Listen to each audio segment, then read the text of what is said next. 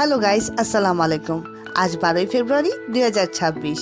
আজকে আমাদের বাংলাদেশের নির্বাচনী দিন, মানে ঈদের দিন। আমরা এই দিনটাকে ঈদের মতো পালন করেছি।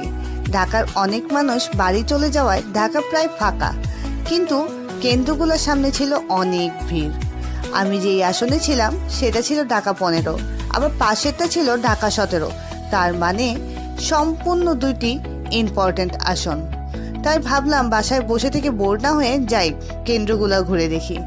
হঠাৎ মনে হলো যাই মেট্রো রেল দেখে আসি। যেখানে এত লোকে লুকানো থাকে, আজকে সেখানে কেউই নেই। কাজীপাড়া স্টেশনে এসে দেখি আমরা ছাড়া মোটামুটি কেউই নেই। এই প্রথম আমি লাইন ছাড়া টিকিট কাটলাম। উপরে এসে দেখি আমরা ছাড়া মাত্র একজন মেট্রোর অপেক্ষা দাঁড়িয়ে আছে। পরবর্তীতে মেট্রো করে চলে আসলাম মিরপুর 10, যেখানে লোকের লোকারণ্য থাকে, মানে হোপ মার্কেট। আজকে সেখানে কেউই নেই, মানুষ যেন উবে গেছে। তারপর আর কি, এই প্রচারণা দেখতে দেখতে রিকশায় করে চলতে শুরু করলাম। ঢাকা তখন পুরোই ফাঁকা।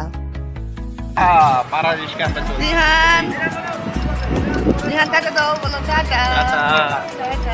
আমরা উই আমরা তখন কী কারণে উইন দেখাচ্ছিলাম আমরা নিজেরাও জানি না। এরপর চলে আসলাম ইব্রাহিমপুর বাজার।